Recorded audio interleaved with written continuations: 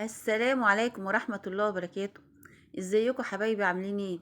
يا رب تكونوا بخير ان شاء الله. صباحكم فل وياسمين ورضا من رب العالمين. النهاردة ان شاء الله هنعمل كيكاية هشة ولذيذة وطرية جدا، وكمان مش هتكلفنا كتير، وكمان مش هنعملها الا ببيضاية واحدة، وكمان هنزوقها يعني هتمشي معانا تورته، يعني كأننا عملنا تورتة بأقل تكلفة. وزي ما انتوا شايفين التورتاية او الكيكاية معانا هشة ولذيذة قد ايه، وطعمها تحفة، وان شاء الله هتعجبكم بإذن الله. تعالوا نسمي بسم الله الرحمن الرحيم ونصلي على رسولنا الكريم ونشوف مقاديرنا ايه. بسم الله الرحمن الرحيم. اللهم صل وسلم وبارك عليك يا حبيبي يا رسول الله صلى الله عليه وسلم. انا جبت معايا كوبايتين من الدقيق، دقيق عادي بنجيبه من عند العطار لجميع الاغراض، كوبايتين الا ربع، والربع كوبايه كاكاو. الكوبايه دي عيارها 150 جرام، ممكن تعايري باي كوبايه تانية باي مقدار تاني، مفيش اي مشكله، بس نفس الكوبايه اللي هتعايري بيها الدقيق هتعايري بيها اللبن، هتعايري بيها الزيت، هتعايري بيها الميه المغليه اللي هنحطها في الاخر ان شاء الله، مفيش اي مشكله.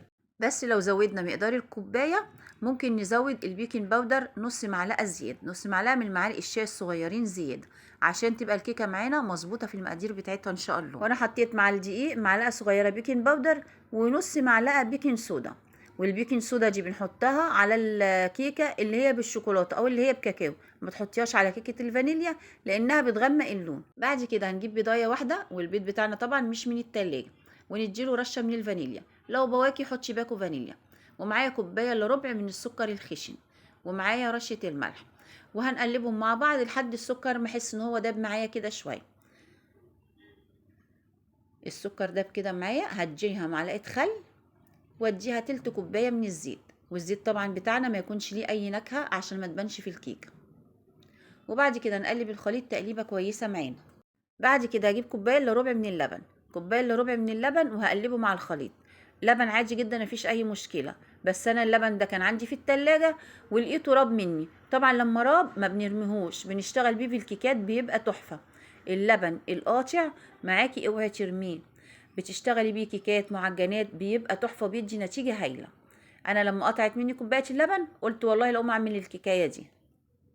بعد كده بننزل بخليط الكيك واحدة واحدة على الخليط اللي معانا، بننزل واحدة واحدة نقلب، وبعدين ننزل بباقي الدقيق.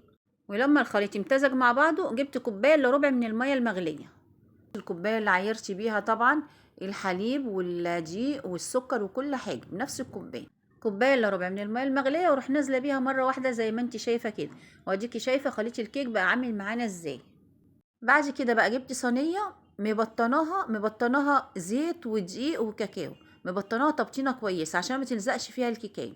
ومقاس الصينيه زي ما انت عايزه وزي ما انت حابه ارتفاع الكيك، عايزه كيكه عاليه هاتي صينيه صغيره، عايزه كيكه منخفضه هاتي صينيه كبيره شويه. انا دي جبت الصينيه الوسطانيه في الطقم اللي هو 3 حتت، دي الصينيه الوسطانيه اللي هي مقاسها تقريبا 30 في 20. بعد كده صبيت الكيك اللي معايا واديته خبطتين، دخلته الفرن على درجة حرارة 180، خد بتاع 17 دقيقة بالظبط. وما تحسبيش الدقايق بأي فرن، انت شوفي فرنك مستوى الخبز فيه ايه، لان كل فرن بيختلف عن غيره. فانت ما يكون عندك كيكة في الفرن او مخبوزات او اي حاجة، تابعي الكيكة وشوفي هتاخد وقت قد ايه. ملكيش دعوة بحد بيقولك الفرن 15 دقيقة ولا 20 دقيقة. وبعد كده شوفي الكيكه بتاعتك اختبريها استوت خرجيها، ما استوتش سيبيها شويه، وتحطي الكيكه على الرف الوسطاني في الفرن، وتشغلي الفرن من تحت بس. وبعد كده تختبري الكيكايه بخله، ما تعوقيش على الكيكه في الفرن عشان ما تنشفش منك وترجعي تقولي الكيكه مش مظبوطه معايا، عشان حرام دلوقتي الحاجة كلها غالية، وحرام اما حاجة تبوظ مننا. انت اول الكيكاية بتاعتك ما تستوي اطفي عليها الفرن وما تخرجيهاش للهواء على طول، سيبيها في الفرن دقيقة كده ولا دقيقتين، وافتحي باب الفرن عشان تاخد على الجو اللي بره الفرن. وبعد كده خرجيها غطيها بقى بفوطة، غطيها بصينية زي ما انا مغطيتها كده، المهم غطيها عشان تحافظ على طراوتها.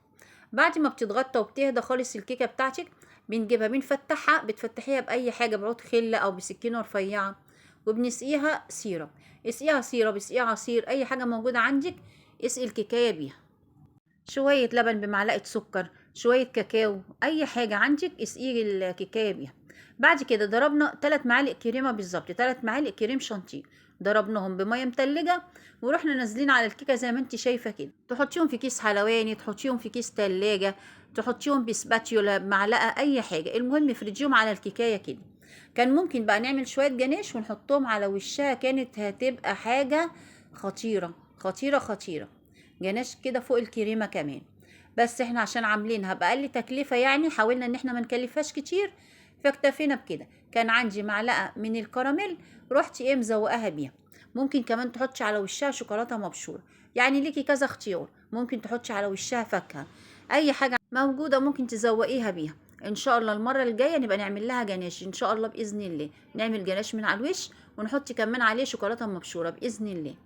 بس نكون عاملين حسابنا بقى كده ان احنا ان شاء الله هنكلف، هنجيب بقى جناش او شوكولاتة او شوكولاتة مبشورة، يعني ان احنا هنكلفها بإذن الله.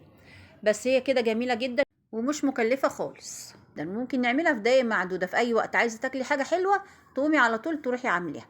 ان شاء الله تجربيها وان شاء الله تعجبك. ولو عجبتك الوصفة ما تنسيش تدخلي قناتي، تعملي لنا لايك وتعملي لنا اشتراك. بالهنا والشفا، صباحكم فل.